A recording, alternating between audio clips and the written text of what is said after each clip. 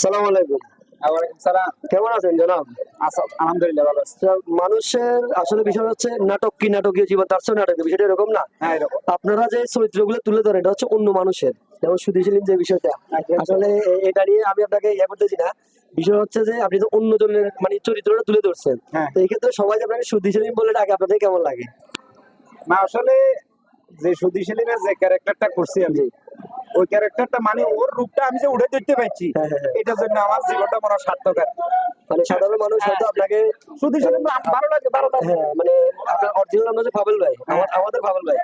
তো এটা মানে সবাই তো সেটা সবার হৃদয়ে আছে ফাবেল ভাই, বাকি যে ভাইরাল ডায়লগটা সুধী সেলিম, এই ক্ষেত্রে আপনার মনে কোনো মান অভিমান বা কষ্ট থাকে না তো? না না, কি লেগে মনে করছো দেখো, আর মনে তো নেই। না না না, মন আছে, মন না থাকলে মানুষ হয় না। ও আচ্ছা। মন আছে মানে এই ব্যাপারে আপনার কোনো মানে কষ্ট নাই। না, আপনি আমাদের এখানে আরো একদিন এসেছিলেন গ্র্যান্ড হোটেলে, মনে আছে? মানে না না না, একদিন একদিন বলার উদ্দেশ্য হচ্ছে এই জায়গায় আরেকদিন দুপুরবেলা আমরা ইন্টারভিউ নিয়েছিলাম বা কথা বলছিলাম, ইন্টারভিউটা কথা বলছিলাম। তো সেই ক্ষেত্রে আপনাকে অনুরোধ ছিল যে কিছু ইসলামিক ভিডিও তৈরি করার।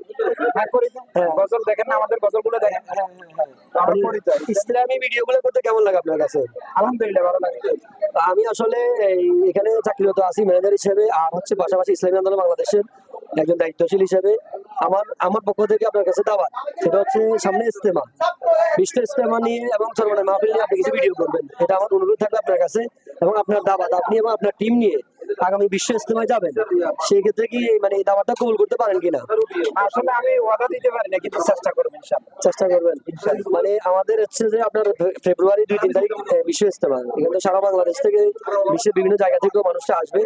তো আপনার দাওয়াত ওইখানে যাওয়ার জন্য, আর হচ্ছে ফেব্রুয়ারি 13-14 তারিখ চরমনাই মাহফিল বরিশাল। যদিও কোনো কারণে ইজতেমা যেতে না পারে, তাহলে মানে মাহফিলে যাওয়ার জন্য, চরমনাই মাহফিল যেটা সেটাতে যাওয়ার জন্য কি চেষ্টা করতে পারেন? ইনশাআল্লাহ চেষ্টা করবো। আমরা আন্তরিকভাবে অনেক খুশি হব এবং আন্তরিকভাবে আরো ধন্যবাদ দেবো এই জন্য যদি যেতে পারেন। কারণ ওইখানে যাওয়ার পরে আরো কিছু আপনার ইসলামী যে ভিডিওগুলো, আসলে আমরা তো চলে যেতে হবে একদিন, কেউ চিরস্থায়ী না।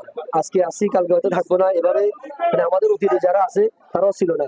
আগামী 200 বছর পরে এই ফাবেল ভাই বলেন, সেলিম ভাই বলেন, যে মানে আমি ডাকুক, কেউ এই নাম হয়তো যদি যেহেতু ভিডিওগুলো স্মরণ করবে, যদি ভালো কিছু করি তাহলে আমাদেরকে যুগ যুগ ধরে থাকবে। আর যদি হাসি ঠাট্টা, সেটা ঠিক আছে, চলার পথে হয়তো মানুষকে আনন্দ দেওয়ার জন্য সেটা আমরা করি না। আমার অনুরোধ থাকবে বেশি বেশি ইসলাম ভিডিও করার জন্য। আর ইসলাম ভিডিও করার এখন মানুষ উদ্বুদ্ধ, ইসলাম ভিডিও দেখার জন্য মানুষ উদ্বুদ্ধ। তাহলে ইনশাল্লাহ চরমনাই মাহফিলের এবং বিশ্বস্ততা দাওয়াত রইল আপনার কাছে। আপনি আবার আমাদের কাছে আসবেন, আপনার জন্য অনেক অনেক শুভকামনা। ভালো থাকবেন, সুস্থ থাকবেন ইনশাআল্লাহ।